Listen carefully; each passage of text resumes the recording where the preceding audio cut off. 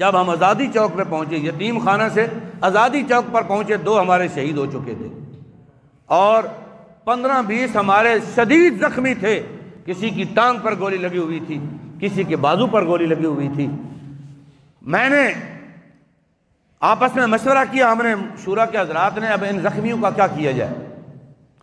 آپ حیران ہوں گے، ہمارے زخمی اگر ہسپتال میں جاتے تو ہسپتال سے گھسیٹ کر کے لے جاتے، وہ علاج بھی نہ کراتے، اسی حالت میں تھانے میں بند کر دیتے۔ اسی وجہ سے ہم اپنے زخمیوں کو ہسپتالوں میں نہیں بھیجتے تھے۔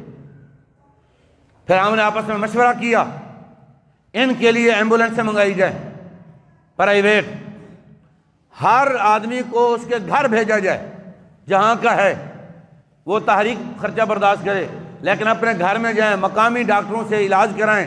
جب ہم واپس آ گئے، اگر حضور کی عزت پر پہرا دے کر کے کامیاب واپس لوٹے، ان کا علاج کروائیں گے، اگر شہید ہو گئے تو پھر اللہ اور اس کا رسول جانے۔ ہم نے ایمبولینسیں منگوائیں اور ان زخمیوں کو بتایا، بھائی آپ کو آپ کے گھر میں بھیجا جا رہا ہے۔ خدا کی قسم ان سب نے کہا ہم گھروں میں واپس جانے کے لیے نہیں آئے ہیں، ہم نے اسی حالت میں جانا ہے۔ زخمی ٹانگ ہے، گولی لگی ہے نا، ابھی زندہ ہوں، جب تک زندہ ہوں میں دھرنے میں رہوں گا، میں عرض کروں گا یا رسول اللہ، جب تک آخری سانس تھا آپ کی عزت کے لیے میں میدان میں رہا ہوں۔ یہ جذبات تھے، اور سب زخمیوں نے ہاتھ کھڑے کر دیے، کہا ہم نے گھروں میں نہیں جانا، نہ ہسپتالوں میں جانا ہے، اسی حالت میں جانا ہے۔ حضور کے غلام جو ڈاکٹر وہاں تھے، انہوں نے مرہم پٹی کی، ان کو کنٹینروں میں بٹھایا، ایک ہی کنٹینر تھا، سب لوگ پیدل چل رہے تھے۔ اور آزادی چوک پر جب پہنچے تو ہم نے یہ فیصلہ کیا کہ رات ادھر گزارنی ہے۔ رات تقریباً 2-2:30 بجے کے درمیان میاں بیوی ہمارے دھرنے میں آ گئے۔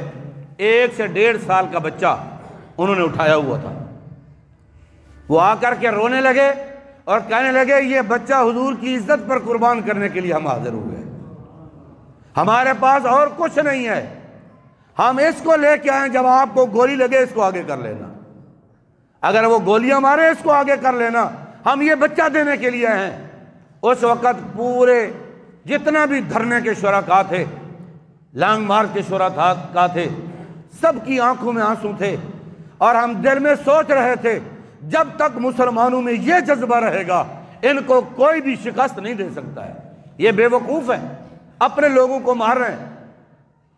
اور جب ہم رانا ٹاؤن پہ پہنچے، انہوں نے بتی چوک پہ حد سے زیادہ نفری لگا کے، کنٹینر لگا کے، پورا پل بلا کر کے مقابلہ کر رہے ہیں۔ بھئی خدا کے بندو، تم کوئی انڈیا سے لڑ رہے ہو؟ جتنا زور اپنی رعایا پر لگا رہے ہو، وہ اتنا زور کشمیر پر لگاؤ تو وہ فتح ہو چکا ہوتا۔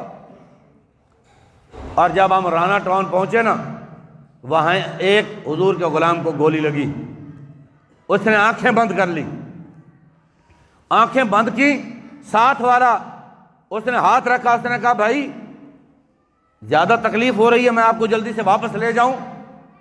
اس نے کہا نہیں نہیں، درد نہیں ہو رہا، دیدار مصطفیٰ ہو رہا ہے۔